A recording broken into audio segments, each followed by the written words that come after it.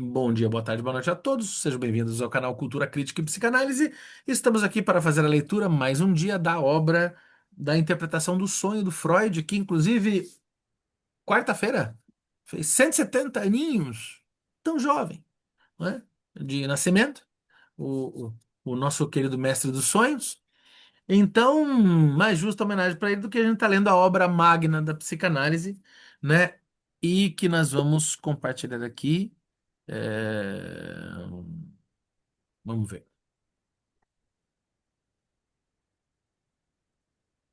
Isso. Ah, pera um pouquinho. É só corrigir. Eu não apertei uma coisa e receio de dar problema aqui. Share sound. Isso. Ah, não. Tá aqui. Isso. Tá.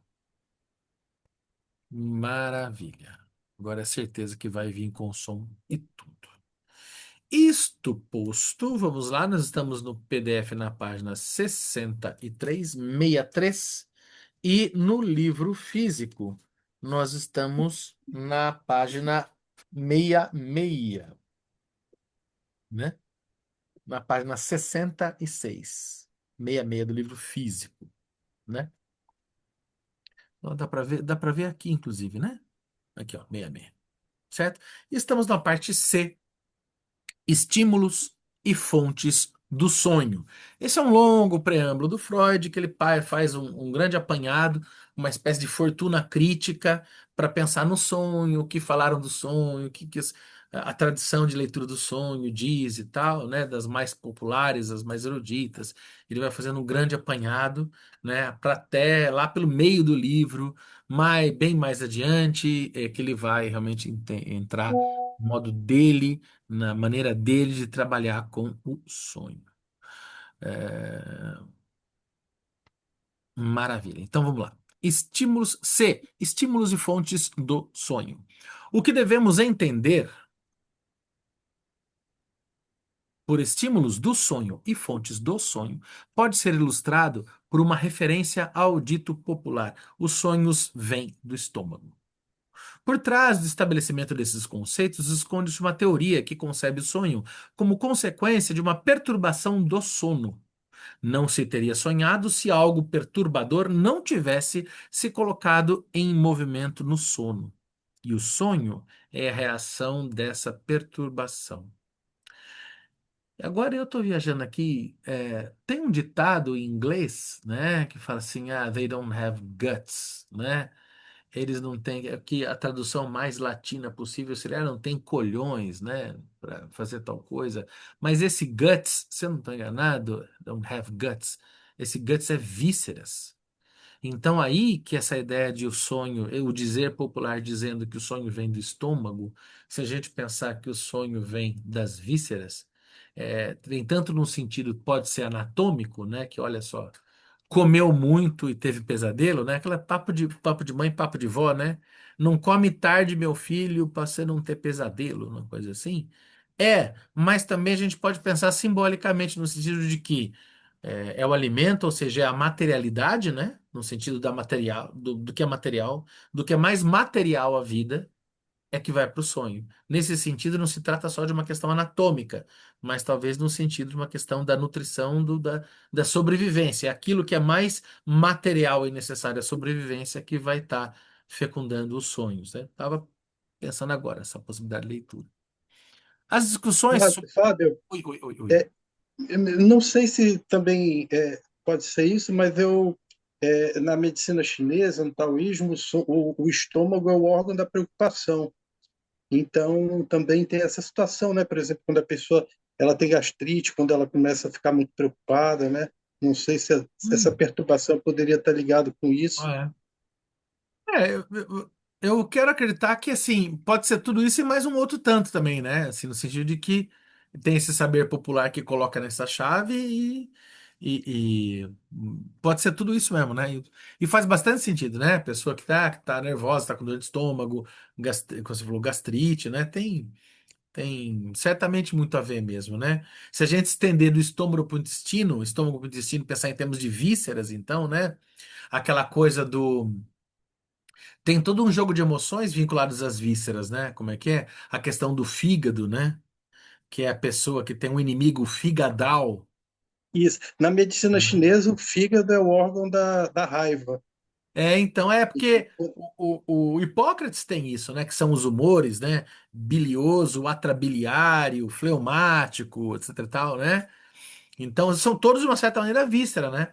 Em última instância, o próprio coração, né? Que a gente romantiza tanto, é uma víscera, né? Se não me engano, é o João Cabral que fala, eu acho que é o João Cabral. É, reza uma lenda, eu não sei se é lenda porque eu não fui conferir, mas parece que é verdade. É verdade esse bilhete de que teve alguma festa que tava o João Cabral e o Vinícius de Moraes, né? E o Vinícius de Moraes, o poeta da paixão, sonetista, etc e tal, descabelado, né? E o João Cabral de Melo Neto, um engenheiro das palavras, né? Um homem da exatidão, da palavra pedra nas suas perezas. E daí, certa feita, parece que o Vinícius declama lá um soneto, coisa que o valha, e o João Cabral fala assim, né? O João Cabral tinha uma vozinha assim, roquinha, falava, João, como é que ele fala? Não, ele fala, Vinícius, não sei que tempo é esse que você perde com essas vísceras, né? Falando do coração, né? Fica perdendo tempo fazendo poema para as vísceras, né? Que é o coração, né? Em última instância, né? A gente tem toda uma cultura de acreditar que os nossos sentimentos passam pelas vísceras, né? Vamos ao bom popular, o populacho extremo, quando a pessoa está com muito medo ou muito nervosa, ela está com um cagaço. Né? Então, talvez, né, o sonho, ele realmente é um suco de vísceras nesses termos, né? Dá pra gente pensar tudo isso, né? Legal, né? Legal pensar nessa. Talvez a cultura popular e a chinesa, enfim, e a cultura popular dos humanos saiba mais do que a gente possa imaginar, né? As discussões sobre as causas excitadoras dos sonhos ocupam maior espaço nas exposições dos autores. É evidente que o problema só pôde ser colocado a partir do momento em que o sonho se tornou um objeto da investigação biológica. Os antigos. Tem uma citação aqui, deixa eu ver se é interessante. Uhum. É que eu não sei, tá ruim aqui a de tradução. A partir da experiência posterior, acrescento que não é nada raro ocupações inocentes sejam repetidas no sonho, por exemplo, fazer as malas, preparar refeições na cozinha, etc. No entanto, em sonhos como esses, o sonhador não acentua o caráter da lembrança, mas o de realidade. Eu realmente fiz tudo isso durante o dia. Enfim. Os antigos, para os quais o sonho era considerado algo enviado pelos deuses, não precisavam procurar uma fonte de estímulo para ele. Da vontade do poder divino ou demoníaco fluía o sonho, e do saber e do propósito desse poder fluía seu conteúdo. Para a ciência, colocou-se em seguida a questão de saber se a incitação para sonhar seria sempre a mesma ou se poderia ser múltipla, e com ela a discussão para saber se a explicação causal do sonho seria da competência da psicologia ou antes da fisiologia. A maioria dos autores parece supor que as causas da perturbação do sono, portanto, as fontes do sonhar, podem ser de natureza variada, e que os estímulos corporais, assim como as excitações anímicas, acabam fazendo o papel de excitadores de sonho. Quando se trata da preferência por uma ou por outra das fontes do sonho, de estabelecer uma hierarquia entre elas, de acordo com sua importância para o surgimento do sonho, as opiniões divergem amplamente. Quando a enumeração das fontes do sonho está completa, resultam finalmente quatro espécies que também foram utilizadas para a classificação dos sonhos. 1. Excitação sensorial externa, objetiva. 2. Excitação sensorial interna, subjetiva. 3. Estímulo corporal interno, orgânico. 4. Fontes de estímulo puramente psíquicas. 1. Os estímulos sensoriais externos. Interessante como aqui me parece, óbvio que isso está presente em toda a obra do Freud, mas é, como me parece que aqui ele tem um aroma kantiano muito grande, né? O Freud se fundamenta bastante no Kant, né? O que consta, né? para pensar o seu pensamento psicanalítico, né? Essa forma de pensar, né, que põe item um, 2, 3, 4, depois vai um por um, né? Fazendo como se estivesse fazendo um grande gráfico, um grande diagrama, né? É interessante como é um modo muito do Kant, né, de escrever, né? Isso me veio à cabeça, eu achei interessante. Os estímulos sensoriais externos. O jovem Strumpel, filho do filósofo, cuja obra sobre o sonho já nos serviu muitas vezes de guia nos problemas do sonho, comunicou, como se sabe, a observação de um paciente que sofria de anestesia geral dos tegumentos do corpo. Tegumentos são dos tecidos, né, do corpo, é isso? Tegumentos, enfim, do corpo. E de paralisia de vários dos órgãos superiores dos sentidos. Quando se fechavam a esse homem as poucas portas ainda abertas ao mundo exterior, ele caía no sono. Quando queremos adormecer, todos nós costumamos buscar uma situação semelhante à do experimento de Strumpel. Nós fechamos as portas sensoriais mais importantes, os olhos, e tentamos manter à distância um dos outros sentidos qualquer à distância dos outros sentidos qualquer estímulo ou qualquer alteração dos estímulos que agem sobre eles. Então adormecemos, embora o nosso plano nunca seja inteiramente bem sucedido. Não conseguimos manter os estímulos completamente afastados dos órgãos dos sentidos, nem suprimir totalmente a excitabilidade de nossos órgãos dos sentidos. O fato de estarmos a qualquer momento suscetíveis de sermos acordados por estímulos mais fortes pode provar que também no sono, a alma permanece em ligação constante com o mundo exterior ao corpo. Os estímulos sensoriais que chegam até nós durante o sono podem muito bem converter-se em fontes do sonho. Existe, então, uma grande série desses estímulos, desde os inevitáveis que o estado de sono traz consigo, ou que ocasionalmente precisa aceitar, até o casual estímulo despertador, que é adequado ou destinado a dar um fim ao sono. Aliás, esses dias eu estava vendo algum filme vintage e apareceu aquela cena do despertador. Quem aqui é da minha geração vai se lembrar que aquele despertador chamado rádio relógio, né? E que tinha aquela luzinha verde ou azul, às vezes vermelha, né? Daqueles números digitais horrorosos, né? E que ou você acordava com rádio, né? Que é o rádio relógio, ou você podia optar por uma espécie de sirene que aquele aparelho tinha, né? E que ele tocava uma nota, nosso amigo músico aqui vai poder comprovar isso, né? Que é uma nota maviosa, mais ou menos assim, né? Que parece, sei lá, um animal sendo estrangulado ou algo do tipo, um som horroroso. E eu fico, né? Ele falou aqui dos sons de despertar, né? Eu fico imaginando a nossa geração como sofreu, né? Acordando de manhã com o rádio relógio seco, buzinando aquele som horroroso no nosso ouvido, né?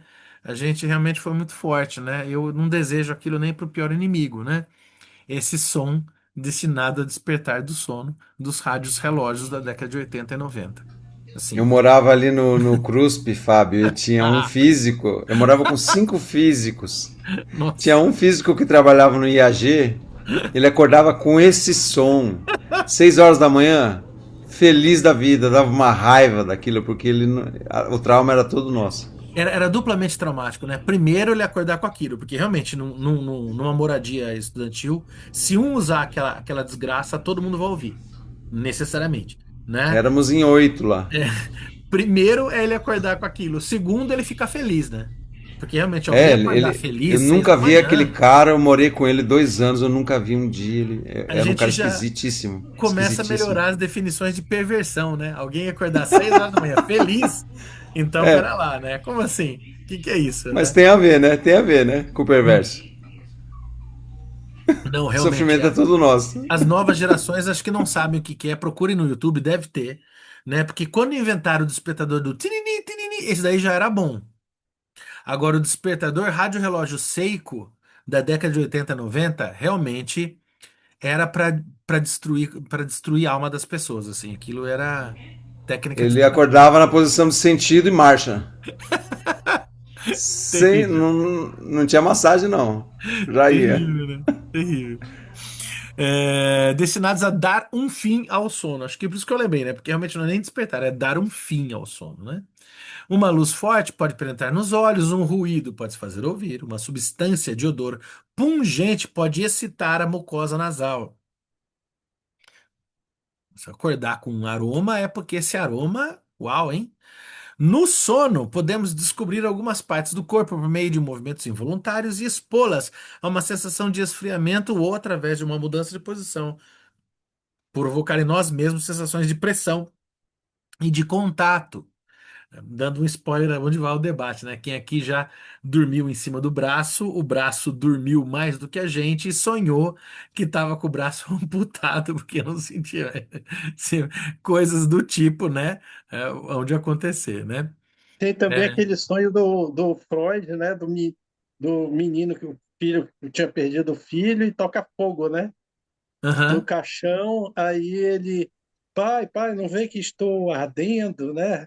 E aí quando ele acorda lá, ou tinha dormido, né? A pessoa que ia cuidar do caixão e estava pegando fogo em tudo. Ele sentiu o calor e a luz, né? Esse estímulo Nossa. externo. É o sonho clássico, né? Que o Freud coloca. É. Que através de uma mudança de posição provocar em nós mesmos sensações de pressão e de contato. Um mosquito pode nos picar ou um pequeno acidente noturno pode perturbar alguns sentidos no ao mesmo tempo, suponho. A atenção dos observadores reuniu toda uma série de sonhos nos quais o estímulo constatado ao acordar e uma parte do conteúdo do sonho sobrepuseram-se a tal ponto que o estímulo pôde ser reconhecido como fonte do sonho. Cito aqui, de acordo com Gessen, página 527, uma coleção de sonhos dessa espécie que remetem a uma estimulação sensorial objetiva, mais ou menos acidental. Todo ruído, percebido de maneira indistinta, desperta imagens de sonho correspondentes. O retumbar do trovão nos coloca no meio de uma batalha. O canto de um galho pode se transformar. Nossa, o canto de um galho. Vou pensar nisso. Que ato falho bonito é esse, né? O canto de um galho, no caso, é um poema, né? O canto de um galo pode se transformar num grito de medo de um ser humano. O ranger de uma porta pode provocar sonhos de invasões de assaltantes. Se, durante a madrugada, perdemos a nossa coberta, sonhamos talvez que estamos vagando nus ou que caímos na água. Se estivermos atravessados na cama com os pés fora dela, talvez sonhemos que estamos na beira de um abismo assustador ou que caímos de um penhasco. Se nossa cabeça entra por acaso debaixo do travesseiro, uau, que sonho intenso, né? Embaixo do travesseiro. Então, um grande rochedo se acha suspenso sobre nós, pronto para nos soterrar sob seu peso. Acumulações de sêmen produzem sonhos voluptuosos e dores localizadas causam ideias de maus tratos sofridos, ataques inimigos ou ferimentos corporais que nos infligem. É Meyer, pode ser, não, Meller, enfim, acho que eu vou ficar com Meyer, né? Versuch einer Erklärung des Nachwandels. Tentativa de explicação do sonambulismo. Hale, 1758, página 33. Sonhou certa vez que foi atacado por algumas pessoas que o estenderam de costas para o chão e pregaram na terra uma estaca que ele passava entre o dedão do pé e o dedo ao lado. Assim que isso se representou no sonho, ele acordou e sentiu que um pedaço de palha estava espetado entre esses dedos. De acordo com Hennings, von des Traumen und Nachtwandeln, sobre sonhos e sonâmbulos. Weimar, 1784, página 258. O mesmo Maia, era Maia mesmo, quando outra vez deve ter apertado demais sua camisola no pescoço, sonhou que estava sendo enforcado. Hofbauer sonhou em sua juventude estar caindo em um muro alto e percebeu no acordar que o estrado da cama havia quebrado e que ele realmente tinha caído. Gregory relata que uma vez, ao ir para a cama, colocou uma garrafa com água quente nos pés e, a partir disso, fez em sonho uma viagem ao topo do Etna, onde sentiu que o calor do chão era quase intolerável. Outro homem, depois de colocar um emplastro sobre a cabeça, sonhou que estava sendo escalpelado por um bando de índios. Um terceiro que dormiu com uma camisola úmida acreditou estar sendo arrastado por uma correnteza. Uma crise de gota que ocorreu durante o sono fez o paciente acreditar que estava nas mãos da Inquisição e que sofria os tormentos da tortura. McNish. Eu não sei se algum de vocês tem a oportunidade de sentir, de já ter sentido os prazeres de uma dor de gota. Eu digo que eu sou. Vocês podem ser muito bonitos, mas eu sou gotoso. Eu tenho artrite gotosa, né? E só quem já teve a dor de gota sabe que não é exagero do rapaz que sonhou aqui, porque realmente o lençol sobre o dedão do pé parece que estão arrancando o seu dedo com alicate quente. É impressionante. É, é incrível, né? O argumento fundado na semelhança entre o estímulo e o conteúdo do sonho pode ser reforçado quando se consegue, por meio do aporte planejado de estímulos sensoriais, produzir naquele que dorme sonhos correspondentes ao estímulo. De acordo com McNish, que é o rapaz que teve o sonho da gota, né? Giron de Buzerang, é isso? Não sei nem que língua está isso aqui. Já realizou experimentos como esses. Ele deixou seus joelhos descobertos e sonhou que viajava durante a noite em uma diligência. A esse respeito, ele observou que os viajantes de um coche, é coche mesmo, coche é um tipo uma carruagem, né? De um coxo certamente sabem que os joelhos se resfriam durante a noite. Outra vez, ele deixou a parte posterior da cabeça descoberta e sonhou que assistia a uma cerimônia religiosa ao ar livre. Era de fato costume, no país onde ele vivia, manter a cabeça sempre coberta, exceto em circunstâncias como a que acabou de ser mencionada. Maury comunica novas observações de sonhos produzidos em si mesmo. Uma série de outros experimentos não trouxe nenhum resultado. Fazem-lhe cócegas nos lábios e na ponta do nariz com uma pena. Sonho com uma tortura assustadora. Uma máscara de piche é colocada sobre seu rosto e depois é arrancada de modo que a pele sai junto. Caramba. 2. Alguém afia uma tesoura com uma pinça. Ele ouve sinos tocando, depois o alarme de tempestade, e é transportado para os dias de junho do ano de 1848. Eu estou supondo aqui, junho de 1848, a gente tem a chamada Primavera dos Povos, né? Tem todo um embate belicoso, tem as barricadas de Paris, se não me engano, o próprio Baudelaire estava nessas barricadas, né, e tal. Mas eu não sei se é daí essa questão de sinos tocando a tempestade, não seria uma relação. 48 não estaria falando disso, não sei. Enfim. Fazem-no cheirar água de colônia. Ele está no Cairo, na loja de Johann Maria Farina. A isso se ligam incríveis aventuras que ele não consegue reproduzir. Né? Um live orientalista aqui, nessa sensibilidade, bem possível. A cara do século XIX, diga-se de passagem, né? 4. Beliscam-no ligeiramente no pescoço. Ele sonha que lhe colocam um emplastro e pensa em um médico que o tratou quando criança. 5. Aproximou um ferro quente do seu rosto. Ele sonha com os operadores de máquina a vapor, Heinzern, aquecedores, que se infiltram na casa e obrigam os moradores a entregarem seu dinheiro colocando seus pés no braseiro. Depois aparece a Duquesa de Abrantes, de quem ele era secretário no sonho. 8. Pingam-lhe uma gota de água na testa. Ele está na Itália, transpira abundantemente e bebe o vinho branco de Orvieto. 9. Repetidas vezes deixa-se incidir sobre ele a luz de uma vela através de um papel vermelho. Ele sonha com um clima, com o calor e se encontra novamente numa tempestade marinha que ele teve de enfrentar certa vez no Canal da Mancha. Outras tentativas de produzir sonhos experimentalmente provêm de Harvey, Weigand e outros. Foi observada por muitos autores a notável habilidade do sonho em inserir em suas estruturas impressões repentinas, provenientes do mundo sensorial, de tal maneira que elas formam nele uma catástrofe que foi pouco a pouco preparada e iniciada. Hildebrandt. Em anos da juventude, conta esse autor, eu costumava de tempos em tempos para me levantar regularmente em determinada hora matinal, servir-me do conhecido despertador. Olha lá, o Rodrigo lembrou a situação análoga aí, que a maior parte do tempo é integrado nos mecanismos do relógio. Pela época, pela narrativa, a gente imagina aquele relógio clássico de cordas. Se alguém também teve a oportunidade, também era um outro cão do inferno esse despertador. Mas eu ainda acho que o Seiko digital era muito pior.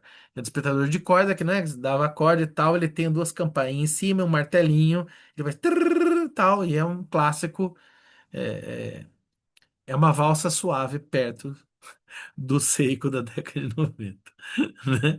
É, integrado ao mecanismo do relógio. Por centenas de vezes deve ter acontecido de o som desse instrumento vir a ser de tal forma integrado em um sonho aparentemente muito longo e coerente, como se esse sonho inteiro só existisse em função dele e nele encontrasse sua culminação específica, logicamente indispensável, sua meta final naturalmente indicada.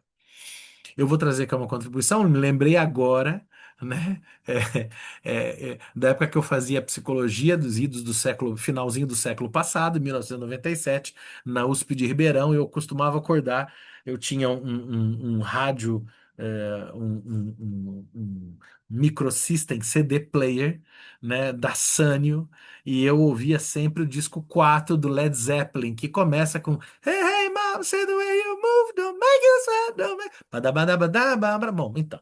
Aí o que acontece, né? Eu acordava com o Led Zeppelin e despertava o Led Zeppelin na tora, mas beleza, todo mundo adorava rock and roll na República, vida que segue. Teve uma vez que eu me lembro de ter sonhado, falei, nossa, como eu tô cantando bem, nossa, eu tô cantando igual o Robert Plant, nossa, olha o baixista como tá tocando, eu tinha banda na época, tá? Falei, nossa, todo mundo tocando pra caralho, nossa, que sonzeira, nossa, que da hora.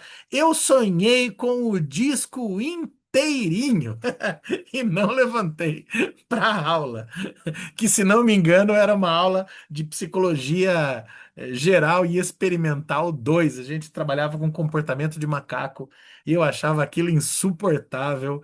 O meu inconsciente me pôs para sonhar o disco inteiro do Led Zeppelin para não ir na aula de comportamento animal, que era a coisa que eu mais odiava na psicologia. É um exemplo muito útil aqui, né? Eu realmente, eu acordei na última música, para você ver, realmente, procura lá, chama When the Leaves Breaks, é uma música maravilhosa do John Paul Jones, né? E foi ali que eu acordei, falei, nossa, sério, e eu perdi a aula. Foi muito bom o sonho e teve uma função maravilhosa. Com outro propósito, citarei mais adiante três desses sonhos provocados por despertador. Folkert, 68, página 68, conta. Um compositor sonhou certa vez que estava dando aula e queria justamente explicar algo aos seus alunos. Logo que terminou, voltou-se a um dos meninos com a pergunta: Você me entendeu? Este grita como um possesso. Oh, já! Né? Ah, sim. Indignado com isso, ele repreende o aluno pelo grito. Logo, a classe inteira está gritando Orja, e depois Eurio, e finalmente Feurgio, fogo. Né? E ele então acorda com um grito real de fogo na rua. Olha só, né? A derivação que tem, né, na palavra. Garnier, Traité des facultés de l'âme, Tratado de Faculdades da Alma, 1865, citado por Radstock, enfim, relata que Napoleão I foi acordado de um sonho pela explosão de uma máquina infernal, sonho que teve enquanto dormia na carruagem, no qual revivia a passagem por talhamento e o bombardeio dos austríacos, até despertar assustado com o grito: Fomos minados. Um sonho vivido por Maury tornou-se célebre. Le Sommer, página 161. Ele estava doente e de cama em seu quarto, sua mãe estava sentada ao seu lado. Ele sonhou então com o reinado do terror, a época da Revolução. Né? O reinado do terror é uma fase, né? A Revolução Francesa tem episódios, né, distintos, né? Eu não me lembro agora, a primeira fase, segunda fase, terceira fase, mas uma das fases do meio da Revolução é chamada fase do terror, né, em que você tem a guilhotina comendo solta e os próprios líderes da Revolução Francesa acabam se colocando uns aos outros na guilhotina. É nessa que Danton não, Danton não, o Marat é assassinado, aquela imagem clássica do Marat numa banheira assassinado, é nesse momento. O próprio Danton, né, que é um dos líderes revolucionários, vai parar na guilhotina por conta de Robespierre. No final, o próprio Robespierre vai parar na guilhotina também, né? Então, essa é a chamada fase do terror, né? O reinado do terror, que é um momento da Revolução Francesa, né? Sonhou com o reinado do terror na Revolução, testemunhou cenas atrozes de assassinato e, por fim, ele mesmo foi intimado a comparecer diante do tribunal. Lá ele viu Robespierre, Marat, ah lá, Fouquier, Tinville e todos os tristes heróis daquela época terrível. Prestou contas a eles e foi condenado após toda espécie de episódios que não se fixaram em sua lembrança e depois, acompanhado por uma multidão que se perdia de vista, foi levado ao local da execução, subiu ao cadafalso, o carrasco amarrou sobre a prancha, ela tomba a prancha porque para chegar na guilhotina, né? No geral, atrás da guilhotina você colocava uma espécie de escorregador. Como se fosse um escorregador de parquinho de criança mesmo, né? Aí você amarra a vítima, né? Enfim, o condenado, amarra com a mão para trás, assim, né? E ele escorrega e o pescocinho vai lá na posição, né? Da guilhotina, e daí é só ligar o aparelho para que, enfim, se aconteça, né? Vai lembrar que a guilhotina ela é um invento, inclusive com a intenção de ser uma morte justa, assim, indolor, né? Porque realmente você tirar a cabeça fora, você já é uma tecnologia do fim do suplício, né? Você tinha antes a tortura medieval, o suplício, né? Que é o esquartejamento de corpos, o próprio Iron Maiden, né? O instrumento de tortura, né? Que vira o nome da banda, né? Que é uma época do suplício, né? Com a guilhotina você começa a ter uma espécie de cientificidade da morte, né? E é isso que ele está descrevendo aqui. Subiu ao cadafalso, caso o amarrou sobre a prancha, ela tomba, a lâmina da guilhotina cai, ele sente sua cabeça ser separada do corpo, acorda invadido pelo medo mais terrível e descobre que a cabeceira da cama tinha caído e atingido suas vértebras cervicais, de maneira realmente semelhante à da lâmina da guilhotina. Caramba, né? Caramba. Aí o Aqui a gente, interessante. aqui, Fábio, a gente lembra também do Sandman, né? Você lembra que tem essa Bom, passagem do Robespierre? Eu acho que eles estão procurando a cabeça do Orfeu, né? Não sei por que cargas d'água ela acaba lá na Revolução Francesa e aparece o Robespierre sendo guilhotinado, né? Você lembra desse capítulo do Sandman?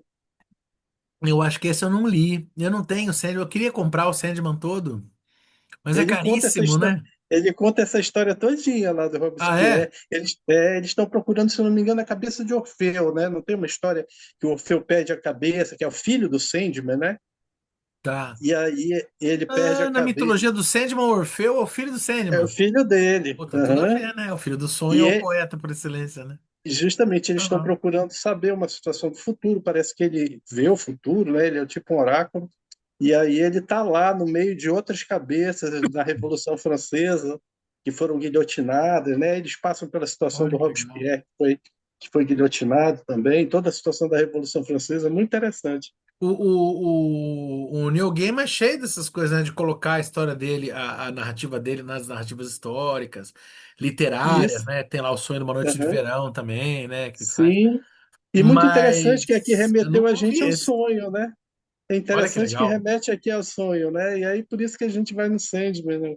No New Eu queria Gaiman. que barateasse o Sandman, é muito caro para comprar obras completas do Sandman, né? Eu acho Pô, maravilhoso o Sandman, eu acho mas é lindo. sensacional, que nem tu falou É, daquela vez, ele passa pelo Shakespeare, né, no Sonho é, de uma Noite de Verão, depois ele vai é na lindo. Revolução Francesa. Não, e com a gente é legal pensar nisso, né?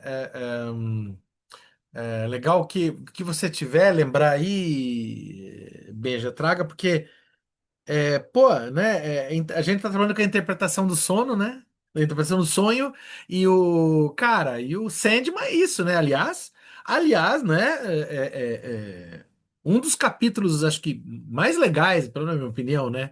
Do Obras Completas do Freud, justamente é o Unheimlich, que é sobre o Homem de Areia, que dá nome ao Sandman, né? Que o Homem de Areia do Hoffman ele ilumina tanto o Sandman do Neil Gaiman quanto ele ilumina o Sandman do Metallica, né? Do Enter Sandman, né? Então, assim, É super sobre isso. A gente tá aqui no Interpretação do Sonho, no universo do Oneiros, do Sandman, mesmo, né? A gente tá no universo do Sandman, né? E o próprio Neil Gaiman gosta demais de psicanálise e tal, né? Assim, é muito, né, muito legal. Fazendo já o disclaimer, eu sei que tem toda uma questão aí passando pelo Neil Gaiman contemporânea, né? De relatos de questões criminais envolvendo aí o. Mas fazendo aqui um esforço de separar, né, um pouco, assim, acreditando que a obra, né, quando a gente tem essa mania, pelo menos é assim que eu procuro resolver, assim, né, a gente tem sempre uma mania de, até para nossa fala, que é sempre metonímica, né, a gente fala, falando, eu não tô lendo a interpretação do sonho, eu tô lendo Freud, né, então a gente fala o autor pela obra, né, eu não vou ler Dom Casmurro, eu vou ler Machado de Assis, né? Então, nesse jogo metonímico, a gente já está trazendo o autor pela obra. E eu, particularmente eu, uma visão muito minha, tá? Ninguém precisa concordar e tal, a gente pode até um dia debater sobre isso, mas que é uma questão importante para a teoria literária. Nem todo mundo pensa como eu penso isso, mas eu gosto de pensar, eu gosto de fazer uma certa divisão entre a obra e o autor, né? Eu acho muito possível a gente colocar a obra, inclusive, como algo superior ao autor, né? Críticos de Freud, por exemplo, é famoso que existia lá uma denúncia de que Freud teria tido, como é que é, não sei que mulher como amante e tal, etc e tal, e assim, sinceramente, o que que a vida sexual do Freud vai impedir da gente de pensar a psicanálise de forma alguma? E bom, com todas as denúncias contra o Neil Gaiman, a obra do Neil Gaiman é uma das mais importantes histórias em quadrinhos do século XX, do século XX, XXI, e história em quadrinho é bastante coisa para a cultura pop, né, para a cultura letrada, não que seja necessariamente literatura, mas é meio literatura, meio artes plásticas, um pouco das coisas, né? Então, pô, legal, cara, eu acho que é super isso mesmo, e traz aí, eu acho o Sandman, uau, acho muito legal o Sandman, gosto demais do Sandman, acho muito bom. É, o nosso colega da guilhotina. A esse sonho se liga uma interessante discussão introduzida por Lelohan e Heger na Revue Philosophique sobre se e como seria possível ao sonhador, no curto espaço de tempo, que se estende entre a percepção do estímulo que desperta e o despertar, comprimir um conteúdo de sonho de uma abundância aparentemente excessiva. É isso mesmo que eu estava pensando na descrição da guilhotina que a gente falou há pouco, né? Porque assim, o que chama a atenção nessa questão do sonho, e o Freud já está falando isso no Lohan, no EG aqui, que assim, olha só, ele sonhou que foi para guilhotina, mamabá, mamá, mamá, né? Uma coisa que demora, né? Foi lá, encontrou os caras que foram mortos na Revolução Francesa, o Marat, o Robespierre, blá, blá, blá. Mas olha só, como é que ele sonhou tudo isso? Se assim, a hora que cai no pescoço dele é 1 segundo, né? Pau! Nesse 1 segundo ele sonha tudo isso. É por isso que o tempo, a lógica do tempo do inconsciente é diferente da lógica do tempo do consciente. Essa queda dessa coisa da cama dele, né, aconteceu em frações de segundos. Mas quando ele acordou, ele imaginou que ele tinha sonhado desde a saída dele lá, entrado na prisão, se dirigido, andado, sendo, né, recebido, deitado, guilhotinado e acordou. Como se o sonho tivesse um tempão dentro do sonho, mas que na realidade se passou em frações de segundo. Isso daí é o que mostra que a lógica do tempo no inconsciente não obedece à lógica do tempo do consciente. É, o ponto para Lacan, né? Do tal do tempo lógico e não do tempo cronológico, né? O Cronos e E o Kairos, né? então, E mesmo no consciente, né? Não sei se vocês já tiveram a experiência de se acidentar e observando aquela cena em câmera lenta. já. Então eu fui derrubado da moto na 23 e eu lembro do asfalto, do céu, do carro passando e meu pai me falando alguma coisa, meu pai que já se foi. Então aquilo era uma cena meio de sonho, assim, É, acordado, né? E ao porque mesmo tempo talvez, eu já tive um acidente grave em que de repente eu já estava lá. olha só. E eu não vi absolutamente nada, parecia uma bomba que tinha explodido. Então também esse tempo é muito misterioso mesmo. É porque, e talvez nesse momento do acidente a gente se desloque para uma experiência que atravessa o lugar do consciente mesmo, talvez. É que mesmo em estado acordado, a gente esteja nesse estado, né? Que esse lugar, sei lá, nesse império do id, né? Vamos por assim, né? Do isso, né? Que é o Como se inconsciente. tivesse um mecanismo protetivo, É. né? Que mexesse com o tempo cronológico mesmo. Eu tive duas grandes experiências de acidente automobilístico. Um na estrada, não lembro se era Dutra, qual que era. E o outro foi numa avenida aqui de Piracicaba, que o meu carro foi destruído por um outro carro. Eu estava num Fox quatro portas e o meu carro foi atropelado por um Cadete 2.0. O Cadete entrou embaixo do meu carro. Assim, eu parei, eu passei no verde. Na minha frente tinha um carro da polícia, inclusive atrás veio um carro e eu nem vi o carro porque ele bateu atrás, né? Então eu só vi o meu carro sendo amassado, né? E eu me lembro tudo em câmera lenta. Eu experienciei vendo o vidro se quebrando, assim, parecia Matrix, assim, né? Tudo em câmera lenta, tal, sendo, né? E o outro acidente na pista também que eu tive, lembro do que tocava. Curiosamente, nas duas vezes estava tocando Rolling Stones, né? Não, na primeira vez foi Beatles, na segunda foi Rolling Stones, né? E esse tempo devagar, devagar, sendo que um acidente automobilístico é isso, né? O caso da moto que você contou é isso também, né? Se você voar da moto, acabou, né? E ao mesmo tempo, Isso, né? quando é para você não ver, também é muito rápido. Que foi o outro que eu passei, né? Foi grave com a pessoa que estava ao meu lado. E foi um jeito de poder lidar com a situação. Não ver, mas eu não desejei não ver, né? É Tava consciente, eu tava consciente, mas não vi. na seleção, né? Né, a questão da memória, Talvez né? fosse insuportável, então eu Talvez só é vi que eu uma. tava. Doido, né? É bem essa lógica mesmo, né? Que a gente se depara aqui no sonho, né? Muito, muito doido, né? E é muito legal isso, assim, em análise, tanta, pelo menos a minha experiência de análise, como também, né, com os pacientes, né? Eu já vivi isso nas minhas análises pessoais, como e eu acho tão legal isso quando e a gente vai passando, vai vendo o paciente passar até que ele entenda.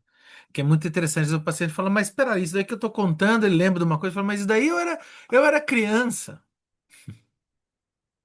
Fala, então, mas é que, né? É que a gente não tá falando, né? Não, mas é engraçado, a gente escuta certas coisas dos pacientes que são tão bonitas, né? O paciente fala assim, mas isso racionalmente não faz nenhum sentido. Eu falei, então, né? A gente não tá aqui pro racional, né? Assim, nunca foi sobre o racional, né? O racional aqui, nesse lugar que a gente tá, é um detalhe, né? A gente tá aqui. E essa coisa do tempo, eu tenho uma impressão, é um modo que eu respondo assim, tirei da minha cabeça, tá? Mas eu gosto de pensar essa coisa, esse mistério do tempo do sonho, que uma cena tão longa possa durar tão pouco tempo, assim, por conta de que é como se o nosso sonho ele comunicasse em afeto. Então, assim, o cara que sonhou com a Revolução Francesa, que viu Marat, Robespierre, e daí foi a julgamento, e daí foi condenado, e daí foi para o escorregadorzinho, amarrado, daí a guilhotina. Tudo isso, no inconsciente, é um afeto, é um sentimento, né? Não é um sentimento de ter sido amarrado, encontrado o Marat, ido para a guilhotina e perdido a cabeça, né? É um sentimento só, né? E daí contar, narrar, dizer precisa de palavras, mas o sentimento está aquém e além da palavra, né? Então ele é inominado, né? E daí é uma linguagem muito mais veloz, me parece, né? Isso é um modo que eu tenho de tentar traduzir nas, nas inúteis palavras de tentar dar sentido a como funciona isso. Mas por minha conta é risco, tá? Assim, não estou baseado em coisa nenhuma. Estou só pensando e gosto de pensar dessa maneira, né? Exemplos dessa espécie fazem parecer que as estimulações sensoriais objetivas durante o sono são, entre as fontes do sonho, a mais assegurada. Elas são também aquelas que desempenham única e exclusivamente um papel no conhecimento do leigo. Se perguntarmos a uma pessoa instruída, mas para quem a literatura sobre o sonho permaneceu alheia, como se produzem os sonhos, ela responderá sem a menor dúvida, invocando um caso que veio ao seu conhecimento, no qual um sonho foi esclarecido por um estímulo sensorial objetivo, reconhecido após o despertar. A abordagem científica não pode parar aí.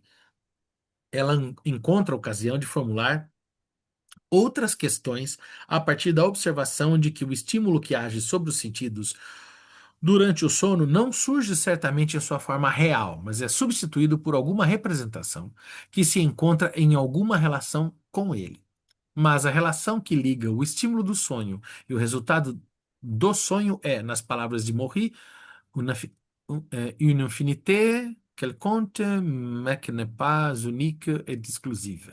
Uma afinidade qualquer, mas que não é única e exclusiva. Analogia, página 72.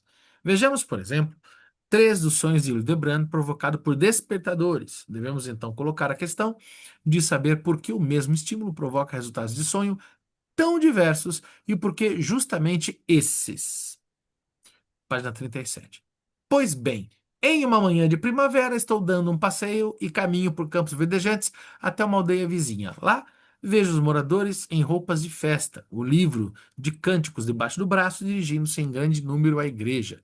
É verdade, é que hoje é domingo e logo terá início a missa matinal. Eu decido participar dela, mas antes, como eu estava sentindo um pouco de calor, vou me refrescar no cemitério que circunda a igreja.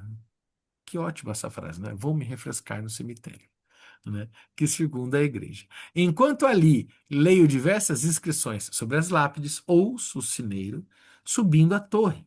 E vejo então no alto da torre o pequeno sino da aldeia que dará o sinal para o início do culto. Por um bom tempo ele fica pendurado lá, imóvel, depois começa a balançar e de repente suas badaladas ressoam claras e penetrantes, tão claras e penetrantes que puseram um fim ao meu sono, ao meu no meu sono. Mas os sons do sino vêm do despertador. Uma segunda combinação. É um dia claro de inverno, as ruas estão cobertas por uma camada espessa de neve. Confirmei minha participação em um passeio de trenó, mas tem de esperar muito tempo antes que seja anunciado que o trenó se encontra diante da porta. Agora seguem os preparativos para o embarque. O casaco de pele é colocado, o saco para aquecer os pés é providenciado e finalmente estou sentado em meu lugar. Mas a partida ainda tarda até que as rédeas transmitam o sinal aos cavalos que aguardam. Eles se põem então em marcha.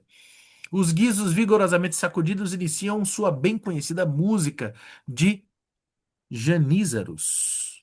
Aí eu não sei. De janízaros com uma potência que rasga instantaneamente a teia do sonho. E novamente, não é outra coisa senão um som estridente do alarme do despertador. Eis o terceiro exemplo. Vejo uma ajudante de cozinha com algumas dúzias de pratos empilhados caminhando ao longo do corredor que leva à sala de jantar. Eu já imagino o final já. A pilha de porcelana em seus braços me parece o perigo de perder o equilíbrio. Preste atenção, advirto. Todo esse peso vai cair no chão.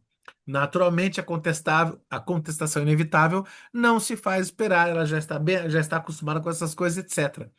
Enquanto eu continuo a seguir com o olhar preocupado a moça que avança, de fato, na soleira da porta acontece um tropeção, a louça frágil cai com um barulho estridente, espatifando-se em 100 cacos que espalham pelo chão.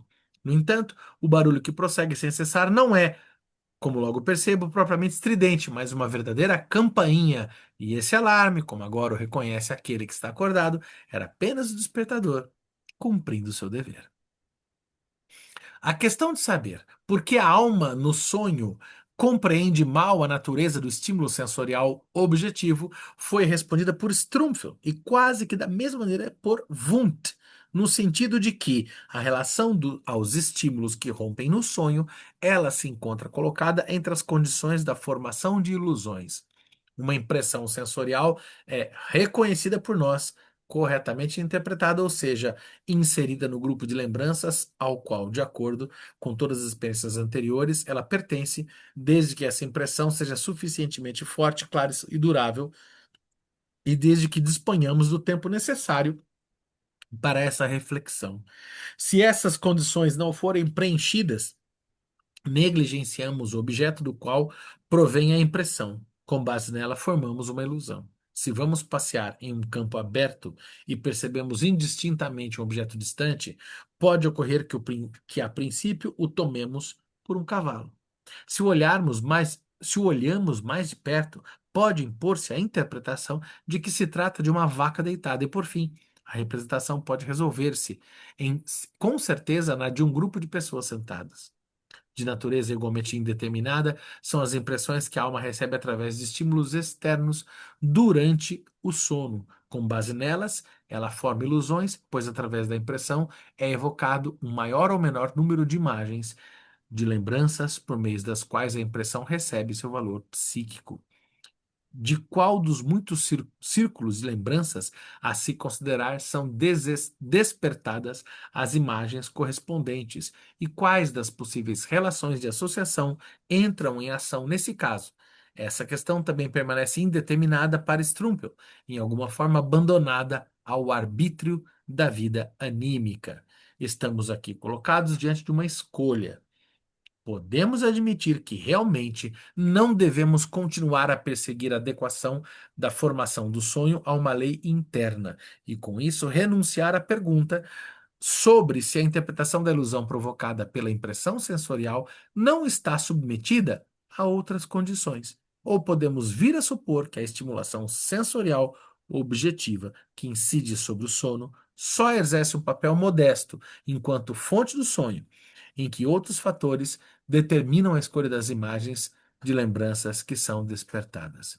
De fato, se examinamos os sonhos produzidos experimentalmente por Maury, que comuniquei tão minuciosamente com essa intenção, somos tentados a dizer que o experimento efetuado só cobre, na verdade, um dos elementos do sonho, a partir de sua origem, e o conteúdo restante do sonho parece autônomo demais, determinado demais no detalhe, para poder ser explicado pela única exigência de ter de entrar em acordo com os elementos, com o elemento introduzido experimentalmente. Começamos então a mesmo duvidar da teoria da ilusão e do poder da impressão objetiva de dar forma ao sonho, quando ficamos sabendo que ocasionalmente essa impressão experimenta no sonho a interpretação mais singular e mais remota.